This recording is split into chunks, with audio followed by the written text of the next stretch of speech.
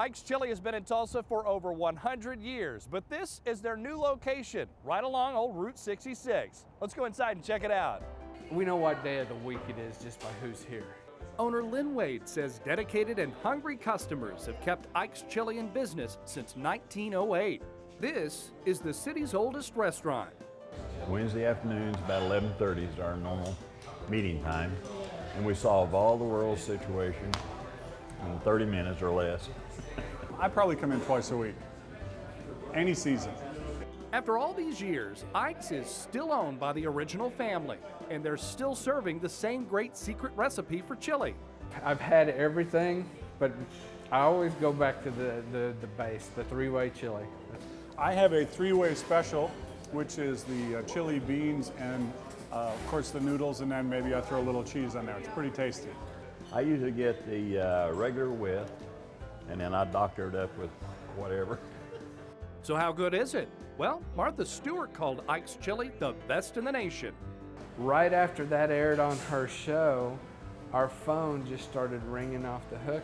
While you can still get all the originals, over the years, Ike's has expanded the menu a bit. Try the Frito burrito or chili mac. Half macaroni and cheese and half chili. Get a chicken fried steak on a platter or as a sandwich. The burgers range from chili cheese to hickory and jalapeno and bacon. If you're really hungry, there's a gigantic taco burger. We start with a hamburger patty and put chili and lettuce and tomato and cheese and onions and all, and of course you can't pick it up. You know, you've got to use a fork and a knife to do that. The chili isn't the only old family recipe. There's also one for the salad dressing. In fact, they use it in the coleslaw mix, and then they add bacon. Tried it on the customers, and people are just like, wow, why haven't you been doing this all along? While enjoying the tasty dishes of Ike's, take a look around for some history. These walls are covered in stories about Ike's, its family, and the city. We were at 312 and a half Main Street at that time. And ketchup was 5 cents. Ketchup was 5 cents. Oklahoma's favorite son, Will Rogers, was a fan. I'm told that sometimes he'd roll into town late, well after Ike's was closed for the night. Well, he would go to my grandfather's house, you know, pound on the door and say, hey, come fix me some chili. That was owner Chris Trail and his father-in-law, Zern Johnson, talking with us several years ago, back when Ike's was at its old location on Admiral.